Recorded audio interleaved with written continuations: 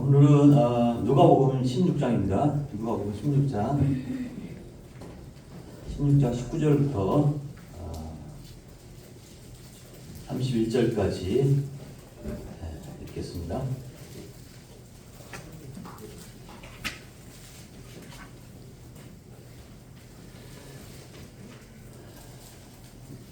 한 절씩 읽겠습니다. 제가 먼저 읽고 형제자매님들이 읽겠습니다. 한 부자가 있어 자색 옷과 고운 베옷을 입고 날마다 호화롭게 즐기더라. 그런데 부자가 그 많은 거지가 혼자 투성이로 그의 대문 앞에 버려진 채 그 부자의 상에서 떨어지는 것으로 배불리려 하매 심지어 개들이 와서 그 헌대를 했더라. 이에 그 거지가 죽어 천사들에게 맡기려 아브라함의 품에 들어가고 부자도 죽어 천사들에게 그가 음부에서 고통 중에 눈을 들어 멀리 아브라함과 그의 품에 있는 나사로를 보고 불러 이르되 아버지 아브라함이여 나를 좀 여기사 나사로를 보내어 내 손가락 끝에 물을 찍어 내 혀를 조물하게 하소서. 내가 이 불꽃 가운데서 괴로워하나이다. 아브라함이 이르되 너는 살아있을 때에 좋은 것을 받았고 나사로는 고난을 받았으니 이것을 기억하라. 이제 그는 여기서 위로받고 너는 괴로움을 받느니라.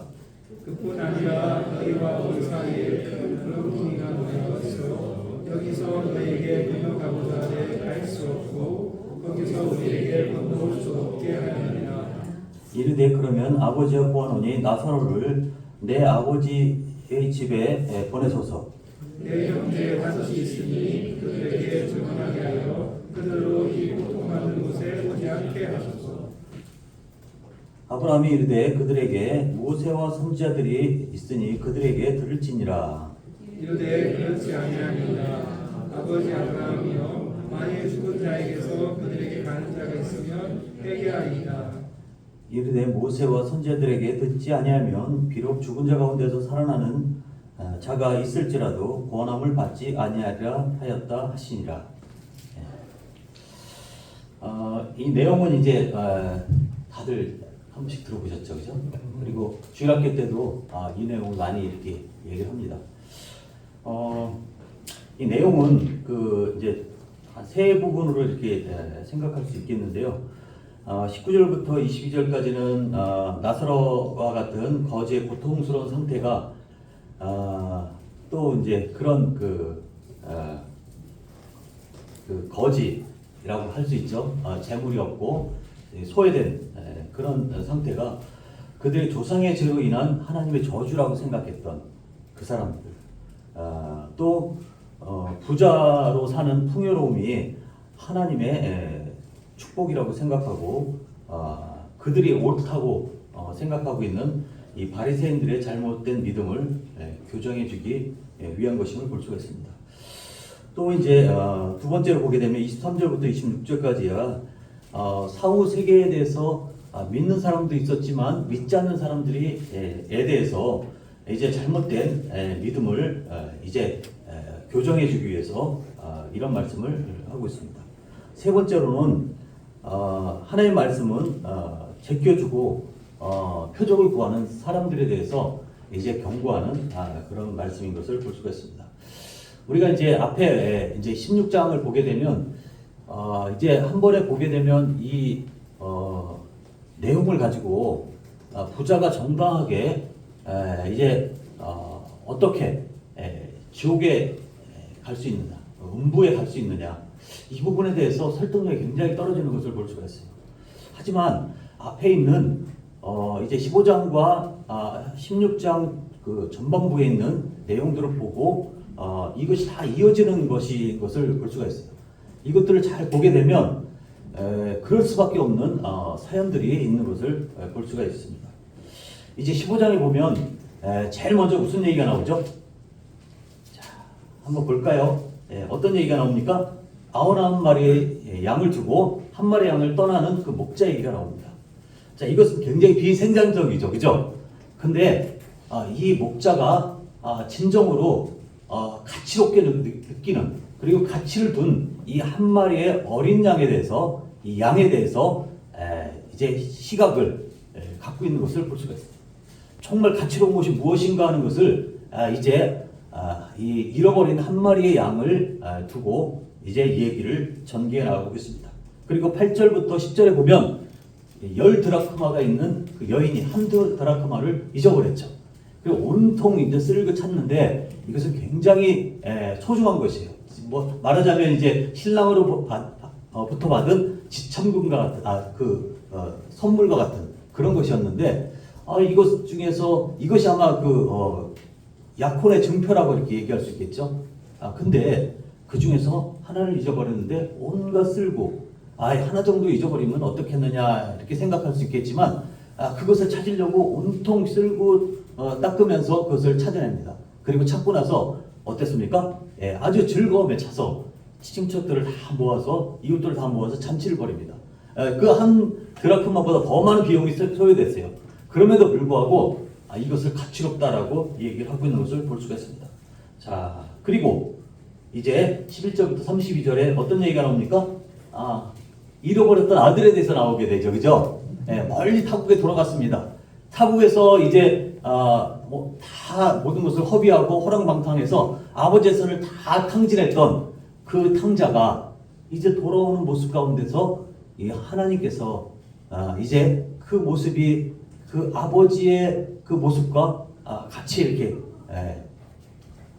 장면을 보여주면서 아버지가 그 잃어버렸던 아들에 대한 그 사랑이 얼마나 지극했는가, 그리고 다시 돌아온 그 아들에 대해서 그 사랑의 표현을 아주 깊게 하는 것을 볼 수가 있습니다.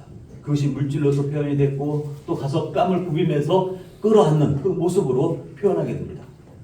자, 그런데 두 번째 집에 있던 그 못난 형이 있죠. 그죠? 이렇게 못난 형이 거기 기쁨에 동참하지 못하는 모습을 보게 되면서 정말 그 하나님의 관심이 어디에 있는가라는 것을 간접적으로 이제 얘기를 하게 됩니다.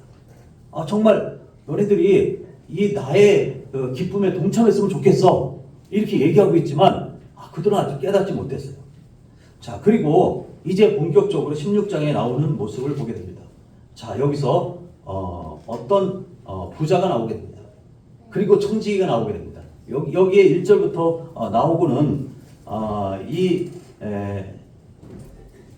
청지기에 대한, 선하지 않는 청지기에 대한 비유는 이제 재물을 어떻게 사용해야 될 것인가에 대해서 얘기를 하는 모습을 볼 수가 있습니다.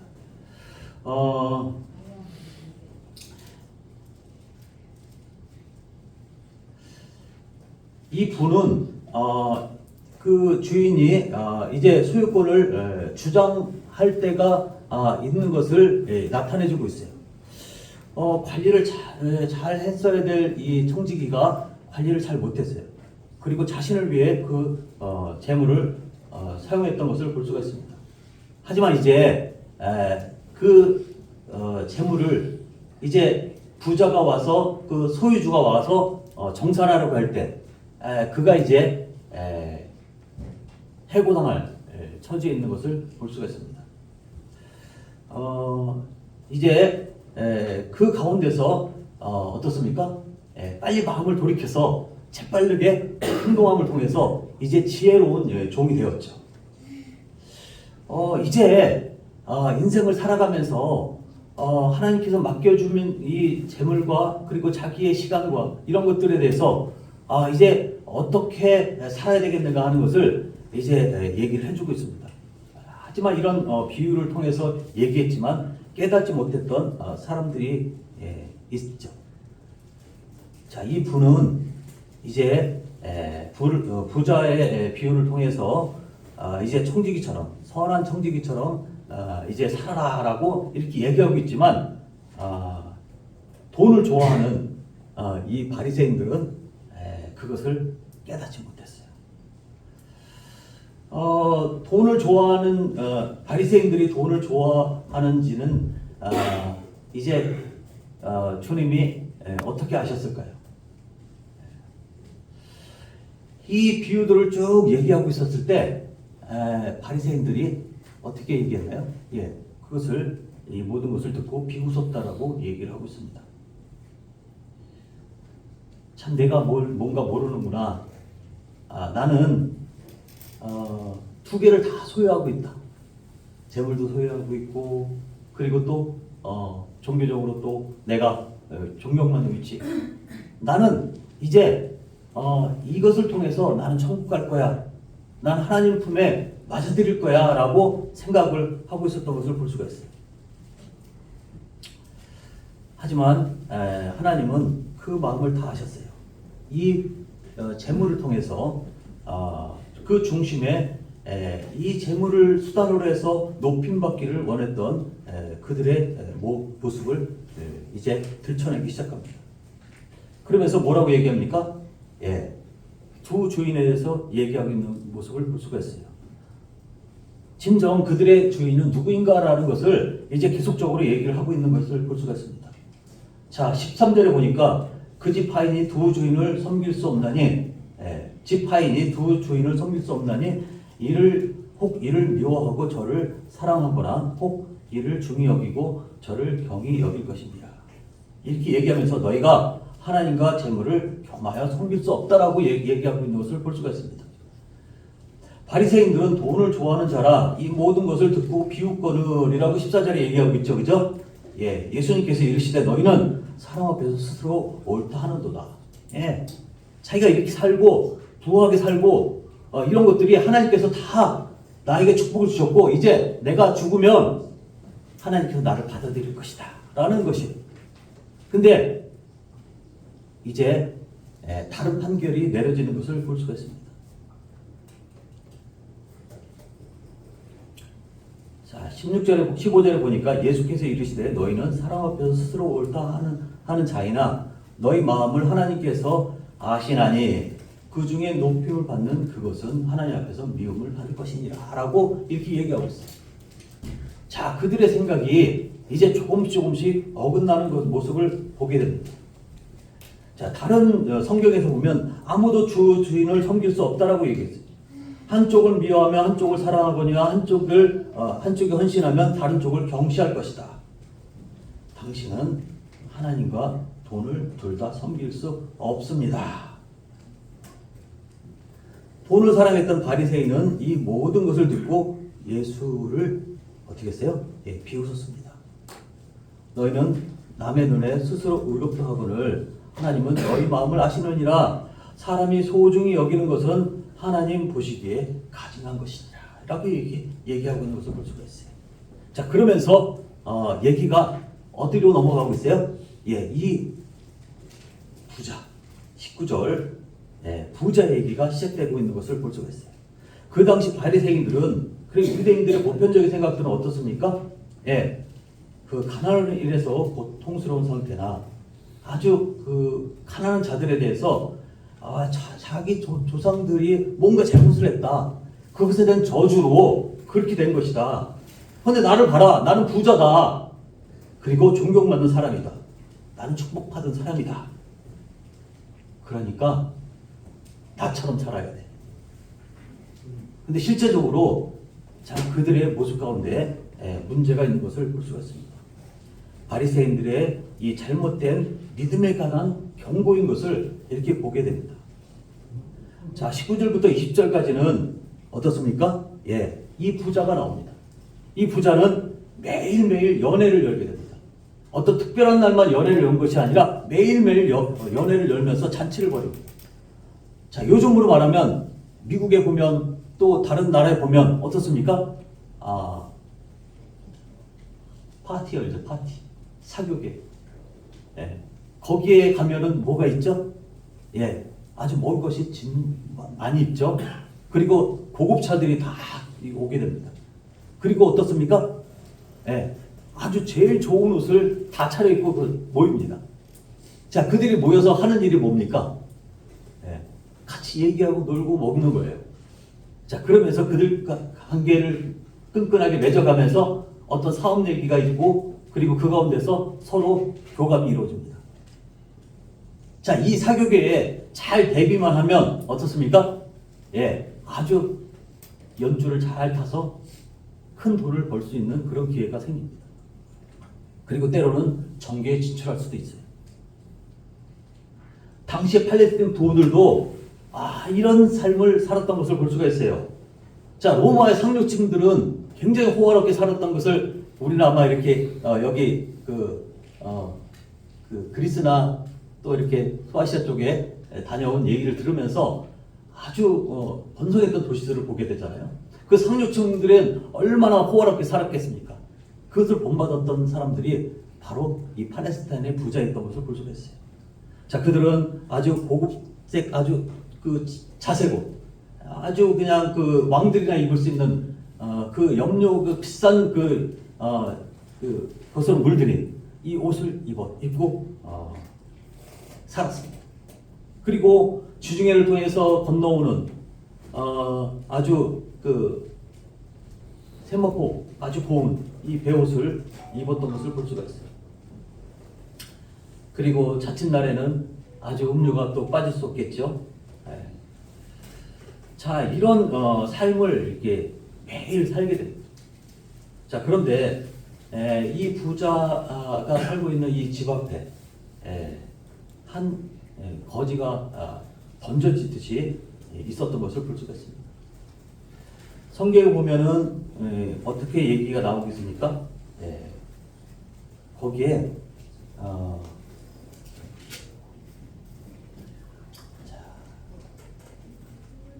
버려졌다.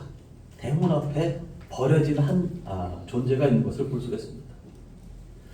이 사람의 이름은 나사로라고 하는 이름을 갖고 있습니다. 아람어로는 엘리에셀이라고 얘기할 수 있고요. 뜻으로는 하나님을 돕는다라는 그런 뜻을 갖고 있습니다. 그가 이제 물론 이 이름 때문에 뭐 어떤 특별한 어떤 그 사람의 성품을 얘기하는 것은 아니고요. 하지만 그는 이제 굉장히 어려운 상황에서도 임에도 불구하고 아주 하나님에 대해서 마음 가운데 어떤 것들이 있었던 것은 분명한 것 같습니다. 이 문 앞에 던져졌던 이 거지,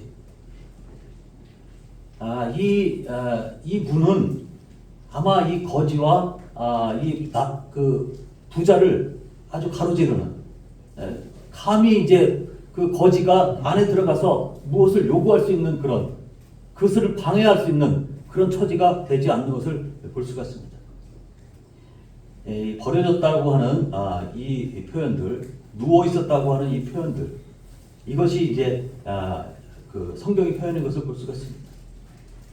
자, 이것을 어떻게 보면은 의미로 보면 던져졌다라는 그런 의미로도 볼 수가 있는 것을 알게 됩니다. 거기에 누워 있는 이유는 아마 들어갔다 나왔다 하면서 혹시라도 무언가 이렇게 얻을까 이렇게 생각을 하고 있었을 것이에요. 자, 21절에 보니까 어떻게 되었습니까? 이 나사로는 굉장히 굶주렸어요. 그리고 몸은 피부병으로 짓물러 있었던 것을 볼 수가 있습니다.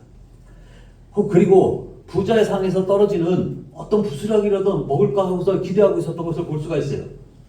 자, 그 당시에 유대인들, 부자들은 손을 물로 씻는 대신에 심지어는 이 빵을 가지고 이렇게 손을 씻고 그것을 상 밑으로 버리는 그런 풍습이 또 있었던 것을 볼 수가 있습니다. 사람이 먹는 빵을 그거라도 얻어 먹을까 해서 그 앞에 있었는데 성공했을까요? 못했을까요? 성공하지 못했어요.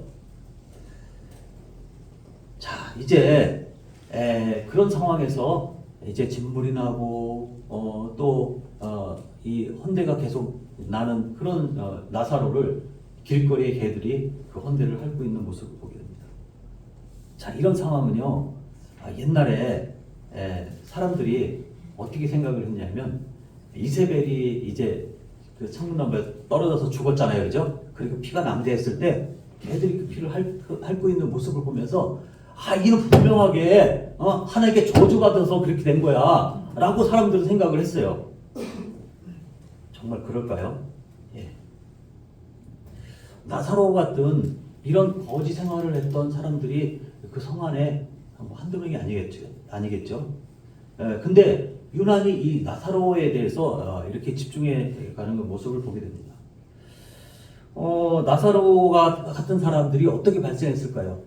이건 사회적인 구조의 문제인 것을 볼 수가 있습니다. 과도한 세금들, 그리고 소작하면서 너무 많은 것들을 빼앗기고, 그러니까 먹고 살 것이 없으니까 어떻습니까? 입을 덜어야 되겠죠. 자식들을 실제적으로 밖으로 내보내는 일까지 생기는 것입니다. 자녀들이 밖에 나가서 할 일이 뭐가 있겠습니까? 심지어는 종으로 팔리기도 하고 밖에 나가서 네가 알아서 먹고 살아라 라고 얘기했을 때 정말 그 어려운 일이죠. 밖에 나가서 일용직을 하다가 다치면 일도 못하고 그러면 어떤 일이 벌어집니까? 또 일을 할 수 없으니까 굶게 되고 이런 일들이 반복하게 되니까 거지로 전락할 수밖에 없는 거죠.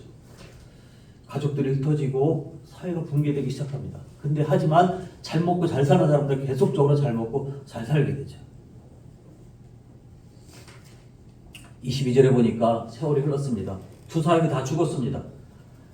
자, 거지는 장례식도 여기 치르는 모습이 안 나오죠. 그죠? 아마 장례식도 제대로 이제 못 치르고 공동묘지에 아마 갖다 버렸을 수도 있겠습니다. 아마 부자는 화려한 장례식을 치르면서 이제 그가 이제 사람들에게 존경받는 사람이었다는 것을 이제 나타낼 수가 있겠죠. 하지만 곧 어떻게 되었습니까? 그 다음에 활활 불꽃이 있는 음부에 던져진 모습을 보게 됩니다. 자, 신약에서 이 하데스, 이 음부는 일반적으로 모든 죽은 사람들이 그곳에 이제 일시적으로 가 있는 곳이에요. 낙원과 이렇게 구별되어 있는 것이죠. 자, 경건하게 살지 못하고 죽은 자들이 고통을 당하는 곳이 바로 음부인 것을 볼 수가 있습니다. 이 음부도 이제 어떻게 되었습니까? 한동안 이렇게 있다가 나중에는 이제 불못에 던져지는 것을 볼 수가 있어요. 그러니까 잠시 동안 이제 그곳에 사람들을 가둬놓는 것이죠. 하지만 그곳은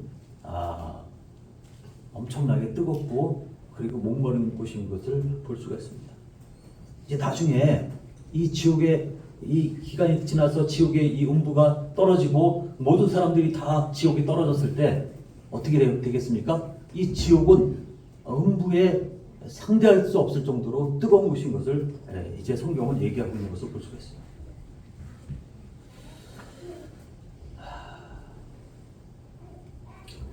이제 본문에서 이 부자는 세상의 시각에서는 부유한 삶을 산 사람이었지만 영원의 시각에서 보면 그는 아주 불쌍한 사람이었어요.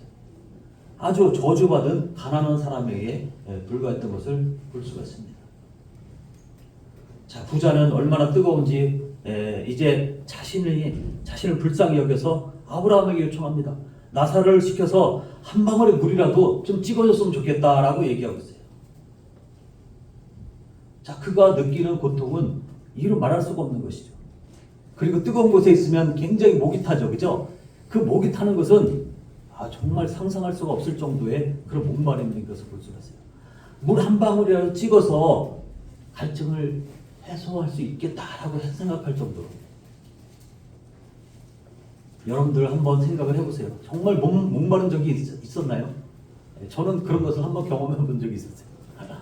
정말 입이 짝짝 갈라져가지고 입안에 수분이 하나도 없을 때를 한번 생각을 해보세요. 자, 육체는 분명히 죽었습니다.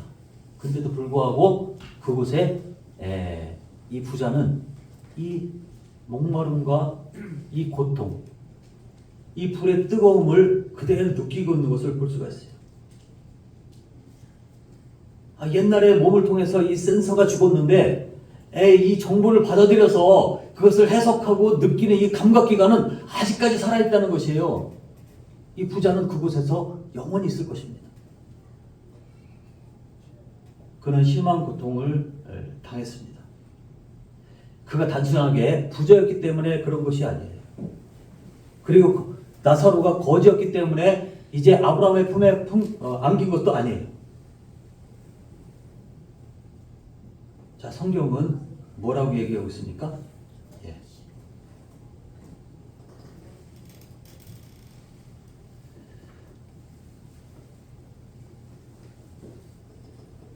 성경은 이제 그 이유에 대해서 아주 너무나 단순하게 얘기하고 있는 것을 볼 수가 있습니다. 자, 그런데 그런데 그 이면 속에서는 이제 아주 다른 의미가 들어있는 것을 볼 수가 있습니다. 부자는 이웃인 나사로의 고통을 정말 외면했습니다. 그가 음부로 떨어진 이유 중에 가장 큰 이유는 그가 하나님 나라의 백성이 아니었기 때문인 것을 볼 수가 있습니다. 그는 나사로를 보면서 이제 불쌍히 여기지도 않았어요. 그리고 그의 구하라는 소리를 철저히 외면했던 것을 볼 수가 있습니다. 부자는 이 보이는 이 같은 동족인, 같은 형제인 나사로를 정말 어떤 동정의 눈길도 주지 않았던 것을 볼 수가 있습니다. 자, 그는 정말 율법에 충실했던 사람이었을 거예요. 하나님 말씀에 정말 충실했고 거기에 반응했던 사람이었을 거예요. 정말 그는 하나님을 사랑했던 사람이었을 거예요. 근데 단지 그냥 거지 한 명을 사랑하지 않았던 것은 아닐까요?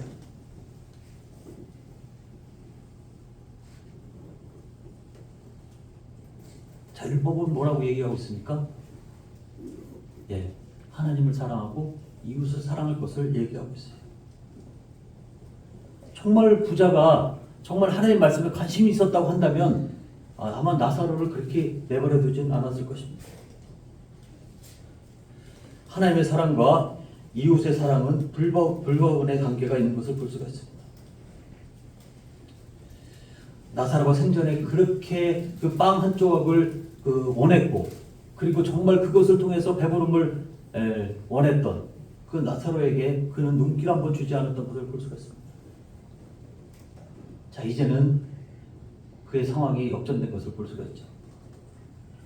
이제 빵 한 쪽이 아니라 이제 한 방울의 물을 나사로에게 찍어서 보내달라고 얘기했지만 단호하게 이제 그것도 거절되게 된 것을 볼 수가 있어요. 세상에는 부자와 그 거지 사이에 넘을 수 없는 이 사회적인 간격이 있습니다. 아무리 이 가난한 자가 그 부자가 연락하는 그곳에 가서 그것을 자기의 그 궁핍함을 채우려고 했지만 이 장벽을 도저히 뛰어넘을 수가 없습니다. 마찬가지로 이제 내 세대는 부자와 그리고 그 음부 가운데 부자가 고통당했던 그곳과 그리고 아브라함의 품에 안긴 이 나사로, 이 두 사이를 이제 메꿀 수 있는 그런 것은 아무것도 없는 것을 그 두 사이에는 커다란 구렁이 있는 것을 보게 됩니다. 사회적인 장벽을 통해서 이제 이쪽에 있는 사람이 그쪽에 갈 수 없듯이 이제 그것보다 더 큰 구렁이 이제 음부에 있는 자와 그리고 낙원에 있는 자를 가르고 있는 것을 볼 수가 있어요. 여기 본문에 나타난 이 부자는 아브라함을 아버지라고 이렇게 부르고 있는 것을 보게 되죠. 그죠? 자, 이것을 보게 되면 부자는 아브라함을 알고 있었어요. 자, 그런 것을 보면 그는 어떻습니까? 아주 종교 생활에 충실했던 사람일 수도 있겠다는 생각이 들어요. 모세도 알고 율법도 알던 그런 사람이 아니었나. 그런데 과연 이런 것이 알미 그 삶 가운데 그 자신의 삶 가운데는 어떤 영향을 미쳤을까? 정말 하나님의 율법에 중심되고 있는 하나님을 사랑하고 이웃을 사랑하는 그 마음이 정말 그에게 있었는가? 그의 마음은 정말 율법을 정말 진실로 지키고 있었던 것인가? 이 부분에 대해서는 생각해 볼 여지가 있는 것이죠. 자, 우리가 진정한 구원이 무엇인가를 생각을 해봅니다. 자, 진정한 구원은 은혜로 받죠. 그죠? 행한 것이 없이 은혜로 받습니다. 그러나 은혜로 받은 이 구원을 내가 정말 믿음으로 내가 그것을 구원을 받잖아요. 그죠? 근데 내가 정말 믿었다는 것을 어떻게 알 수 있을까요? 내가 정말 하나님 말씀에 반응했다는 것을 어떻게 알 수 있을까요? 그것은 그 사람이 사는 행동 양식을 보면 알 수 있는 것을 보게 됩니다. 자, 그가 행하고 있는 진실된 행위가 이제 그의 믿음을 보여준다고 얘기할 수 있습니다. 이 진정한 구원은요, 어떻습니까? 예, 전인격적이며 총체적인 것이에요.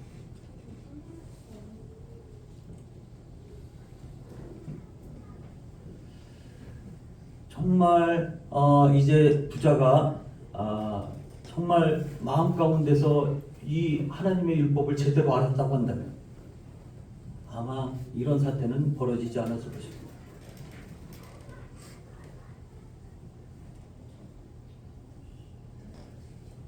사람들에게 이제 어떤 메시지가 있나요? 이 가난해도 이 나사로처럼 낙원의 최상자리에 갈 수 있는 그런 것에 대해서 얘기를 하고 있는 것을 볼 수가 있습니다. 사회적으로 천대받고 업신여기는 그런 사람이라고 할지라도 이제 천국에 들어갈 수 있는 것이죠. 자, 우리는 성경을 믿죠, 그죠? 예. 예수님의 비난의 대상이었던 바리새인들은 어떻습니까? 예, 성경을 믿었어요. 자, 우리는 철저하게 거기에 대해서 신앙 고백을 합니다. 바리새인들도 철저하게 자신의 신앙 고백을 합니다. 자, 그러나 참된 믿음이 없는 그 신앙 고백은 어떤 것일까요? 행동으로 나타나는 것이죠. 어떻게 나타나고 있습니까? 예, 두 주인을 섬기는 모습으로 나타나고 있습니다.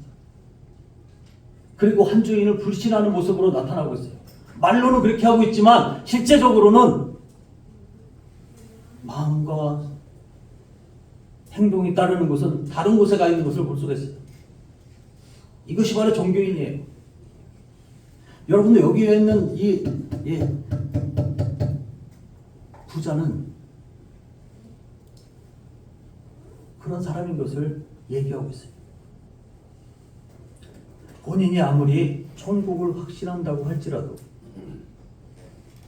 말로만인 이 신앙이 정말 살아있는 믿음으로 된다고 어떻게 확신할 수가 있겠습니까?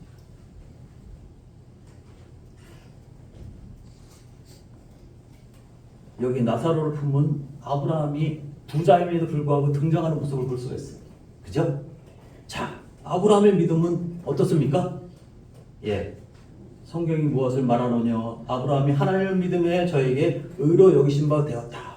그리고 의로 정하셨다. 이렇게 표현하고 있어요. 그리고 의로 여기셨다는 말이 아주 수없이 나와요. 근데 그것을 쭉 이렇게 뒤에 보면 그가 어떻게 이 자신의 믿음을 증명할 수 있었을까요? 행위로서 그렇게 되잖아요. 22장에 보면 아들을 하나님께 드림을 통해서 어떻게 되었습니까? 예, 내가 이같이 행하여 내 아들 독자라도 아끼지 아니었다 이렇게 얘기하고 있어요. 아브라함은 이제 그 믿음을 통해서 이미 그 마음 가운데 다른 사람은 알지 못하는 그 믿음의 진정성이 드러나서 결실이 그 행위로서 나타나고 있는 것을 보게 됩니다. 우리가 그 계명을 지키면 이로써 우리가 저를 아는 줄로 안다라고 성경은 얘기하고 있잖아요. 우리가 빛 가운데 있다 하며 형제를 미워하는 자는 지금까지 어둠 가운데 있다라고 사도 바울은 얘기하고 있잖아요. 우리는 입술로 이렇게 한다고 모든 것이 다 해결되는 것은 아닌 것을 성경은 누누이 얘기하고 있습니다.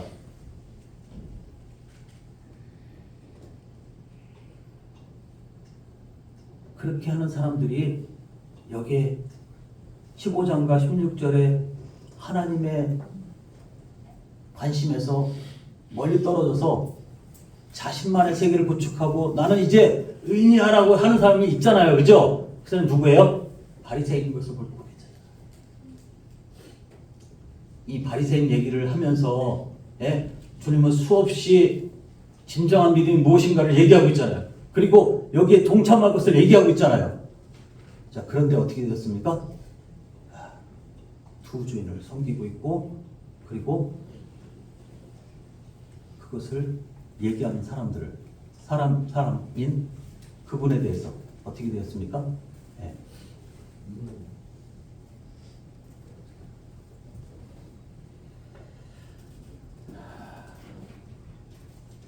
자, 16절을 한번 보세요. 16절. 16장 16절을 보면, 자, 어떤 얘기가 나오냐면,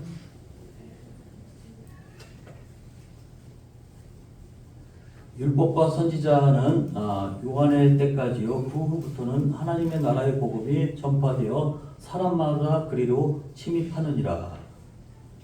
네. 자, 이것은 이제 침입한다는 말은 뭐냐면, 이제 여기 보면 율법과 선지자는 요한의 때까지요. 자, 그 후부터는 하나님의 나라의 복음이 전파됐죠, 그죠? 예. 자, 그러면은 사람마다 그리로 침입하느니라. 자, 복음이 전파되면 복음이 전파되는 결과가 나와야 돼요. 그죠? 자, 복음이 전파되면 이제 다른 성경에 보면 이렇게 한번 해볼까요? 율법과 예언자는 요한의 때까지다. 그 뒤로부터 하나님의 나라가 기쁜 소식으로 전파되어 있으며 모든 사람이 거기 들어가기 위해 활발한 조치를 취한다. 자, 이 말은 무슨 말일까요? 네. 복음이 전파된 다음에는 뭔가 자발적인 것들이 뭔가 일어나야 된다는 거예요. 네. 그리고 올바른 주인을 섬기는 그런 선택이 있게 되는 것이죠. 그리고는 어떻습니까? 예, 내가 잘은 안 되지만 신뢰할 만한 사람이 되어야 되겠다 생각하고서 그 닮을 사람을 찾고 그분을 추구하는 것을 볼 수가 있습니다. 자, 또 다른 번역에는 또 어떻게 얘기하고 있냐면 율법과 예언자는 요한의 때까지다. 이거 똑같죠, 그죠? 그 뒤로부터 하나님의 나라가 기쁜 소식으로 전파되고 있으며, 자, 여기 똑같습니다. 모든 사람이 거기에 들어가도록 강력하게 촉구된다. 자, 예수님은 바리새인들과 서기관들 그리고 사두개인들 그리고 많은 사람들에게 하나님 나라에 들어가도록 얼마나 과감하게 촉구를 했는지를 보여주게 됩니다. 그 많은 사람들이 그럼에도 불구하고 이 촉구를 거부하고 있는 것을 볼 수가 있어요.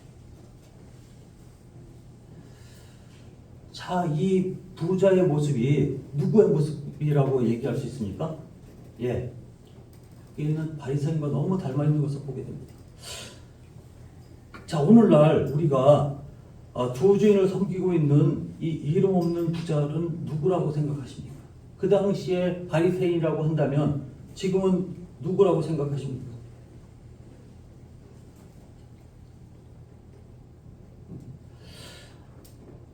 내가 혹시 하나님 나라에 들어가기를 주저하고 있는 사람이라고 한다면, 내가 혹시 그런 사람이라고 한다면, 내가 두 주인 사이에서 혹시 방황하고 있는 것은 아닌가라고 생각해 볼 수도 있지 않겠습니까?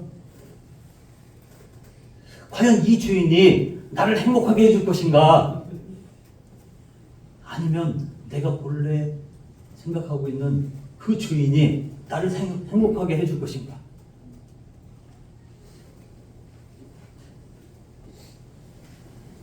이 물질의 주인이 이것까지면 다 해결되는데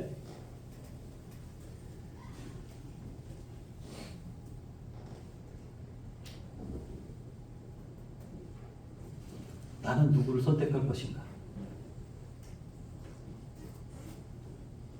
내 마음속에서는 믿는다고 얘기를 하고 싶은데 내 마음 가운데서 하나님이 그것을 실행해 줄 것이라고, 그 믿음은 안 생기니까 안 믿는다고 하죠. 근데 이 바리새인들은 어떻습니까? 예, 두 개를 다 선택하면 되지. 그리고 어떻게 보면 자기가 믿는 것 같아요.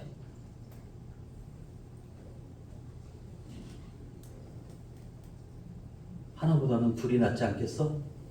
이것도 섬기고 저것도 섬기고 재산에도 진심이 있고 하나님은 형식적으로 섬기면 되지.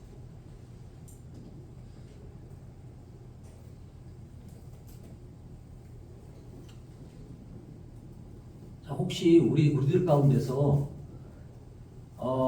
이제 복음을 듣기 싫어하고 그리고 하나님의 나라의 백성이 되기를 주저주저 하고 있는 사람들은 아마 이 가운데서 있지 않을까 하는 생각이 듭니다.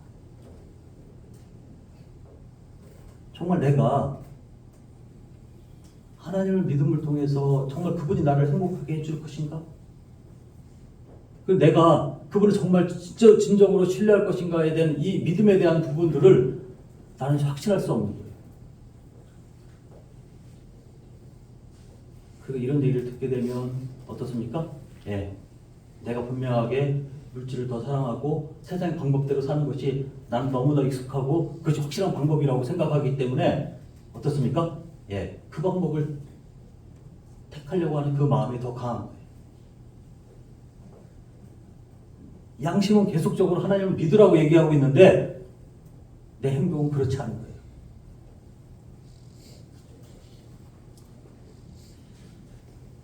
자, 이제 이것을 보면서 우리는 어떻게 살아야 되겠는가 하는 것을 생각을 해봅니다. 자, 하나님 나라의 삶은 어떻습니까? 이 세상부터 다시 시작이 되죠. 하나님 나라는 이제 이 세상부터 시작이 됩니다. 이 세상 가운데서 천국의 주체 되신 예수 그리스도가 오시게 되었습니다.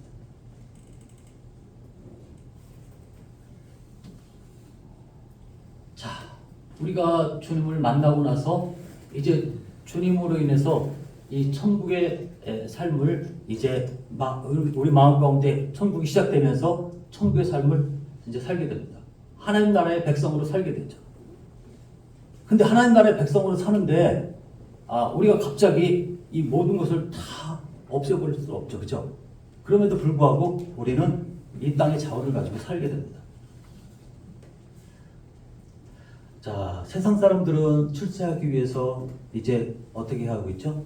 이것들을 너무나 이 세상의 자원들을 너무나 잘 활용을 해요. 그리고 어디 뭐가 있는지도 잘 알고 이것을 어떻게 하면은 자원을 늘릴 수 있는지 잘 알게 됩니다. 이것은 하나님의 나라의 백성들보다 더 뛰어난 것을 보게 됩니다. 이 세상 사람들은 이제 그 자원을 가지고 내일을 위해서 살게 됩니다. 근데 하나님 나라의 백성들은 이 자원을 가지고 어떻게 삽니까? 영혼을 보고 사는 것을 보게 됩니다. 예수님은 이 땅에 오셔가지고 자신의 모든 것을 어디에 투자하고 어디에 집중했습니까? 15장과 16장을 보면서 우리는 무엇을 생각해야 되죠? 소외된 자들, 가난한 자들, 죄인들. 예수님의 관심이 거기에 있었어요. 그래서 우리 예배 시간에도 한 형제님이 얘기했잖아요. 내가 왜 왔는지, 예수님 왜 왔는지, 내가 의인을 부르러 온 것이 아니라 죄인을 부르러 왔다라고 이렇게 얘기하고 있습니다. 너희는 가서 내가 공의를 원하고 제사를 원치 않으니 이 뜻이 무엇인지 배우라고 얘기하면서 내가 의인을 부르러 온 것이 아니요 죄인을 부르러 왔다라고 이렇게 얘기하고 있습니다. 예수님과 같이 이제 이들을 위해서 거듭난 하나님의 백성은 이제 세상의 자원을 사용하게 됩니다. 미래의 주님의 백성들을 위해서 이제 세상의 재물을 사용하는 것은 지혜로운 선택입니다. 하나님 나라의 백성은 세상 재물 이상의 것으로 살게 됩니다. 우리가 때로는 이제 하나님 나라의 백성으로 살면서 나사로와 같은 삶을 살지 않나요? 땅에서 결핍된 삶을 살기도 하고 고통의 삶을 살기도 하고, 그리고 이제 빵꾸러기 같은 그런 것을 기대하면서 살기도 하지 않나요? 세상 축복으로 가득 차고 죽을 때까지 건강하고 이런 사람들의 무시를 당하면서 살고 있지는 않나요? 때로는 우리가 그런 삶을 살 수도 있습니다. 하지만 어떻습니까? 이제 이 세상은 끝났어. 이 짧은 인생은 이제 끝이야. 부자와 나사로가 죽고 부자가 죽었을 때와 같이 우리 인생 가운데서 이렇게 그렇게 되었을 때 어떻게 합니까? 세상의 기준은 다 사라집니다. 그리고 하나님의 기준만 남습니다. 세상의 기준이 사라지고 하나님의 기준이 지배하는 세상에 와 있는 모습을 부자는 자기의 모습을 보면서 이런 신세했을 거예요. 근데 이미 일은 벌어졌습니다. 이 하나님의 법이 지배하는 이 세상은 영원합니다. 그냥 일순간로 끝나는 것이 아니라 세상의 법은 어떻습니까? 100년, 200년 내 인생이 살 동안까지만이에요. 근데 그 이유는 어떻습니까? 예, 하나님의 법이 영원토록 지배하고 있는 것을 볼 수가 있습니다. 부자는 어떻습니까? 이제 자신의 모습을 보면서 정말 낙원에 들어갈 만한 자신의 모습이 아니라는 것을 금방 깨달았을 거예요. 예.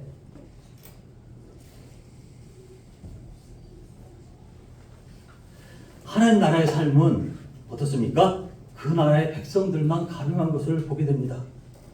그것이 다소 때로는 어설프고 그리고 또 잘 안 될지라도 그 삶에 대한 갈구가 있고요. 그리고 실패해도 다시 시도하고 언젠가는 내가 저 삶을 살아내고 말겠다 하는 그런 기도가 있는 것을 보게 됩니다.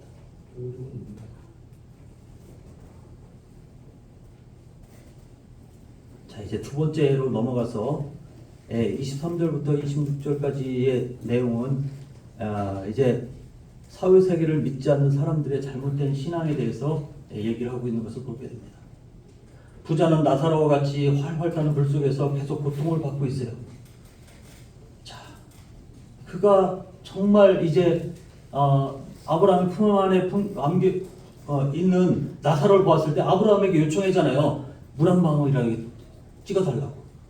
아버지 아브라함이요, 좀 제발 그렇게 좀 해달라고. 자, 이제 부자가 정말 의지하고 있었던 것은 무엇일까요? 정말 자기가 종교적으로 이제 하나님 앞에 내세울 것은 아무도 없어요. 아브라함 앞에 내세울 것 아무것도 없어요.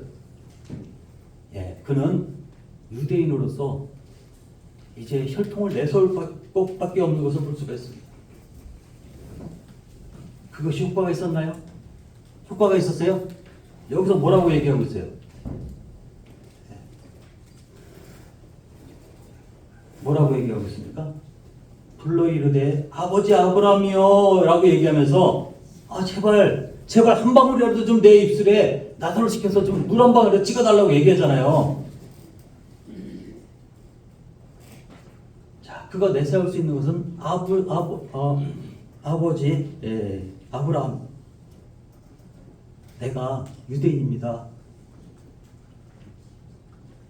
아브라함 제 혈통의 아버지이지 않습니까? 나를 좀 어떻게 좀 해주세요.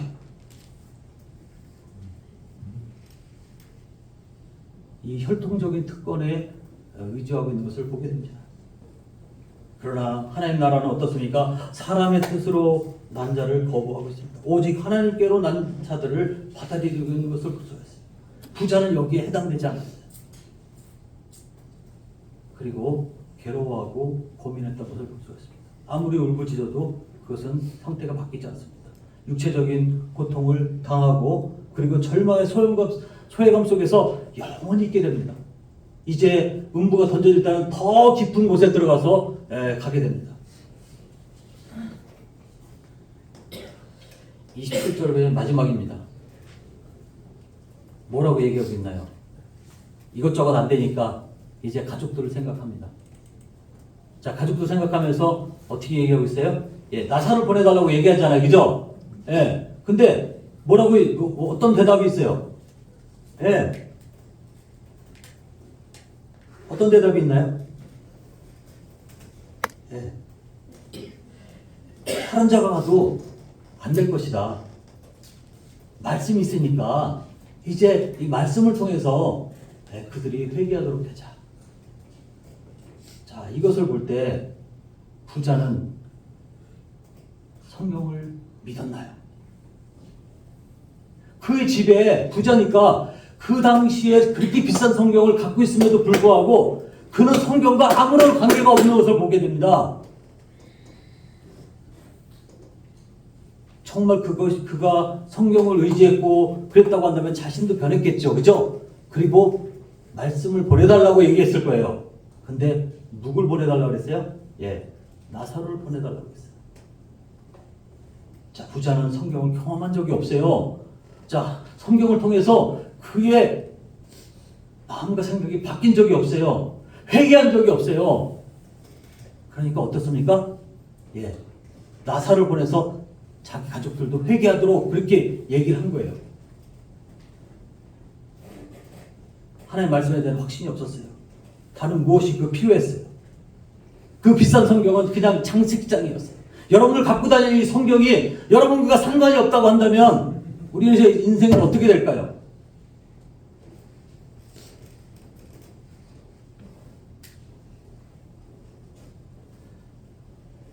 성경에 진지하게 서본 적이 없는 이 부자는 이제 그가 죄인인 것을 깨닫지 못하고 생을 마감하게 되었습니다. 그는 회개한 적이 한 번도 없습니다. 정말 말씀을 믿고 있나요? 하나님 나라를 말하고 그분의 나라로 초청되는 경험이 있나요? 그분이 겸손히 그분의 말씀에 신뢰하고 순종을 했나요? 그리고 예수님의 방법대로 살고 있나요? 우리는 이 부분에 대해서 이것은 단순하게 그냥 예수님께서 하나의 예로 비유로 그냥 끝난 것이 아니에요. 어떤 학자들은요, 이 사건을 두고 얘기하고 있는데 이것은 사실을 기록하고 있다라고 얘기해요. 다른 것들은 비유로 얘기하고 있지만 여기에는 비유라는 얘기가 없어요. 이건 사실이에요. 자, 오늘 우리의 삶을 돌아보면서 우리 삶이 어떻게 되겠는가 하는 것을 각자 생각해 봤으면 좋겠습니다. 자, 기도하겠습니다.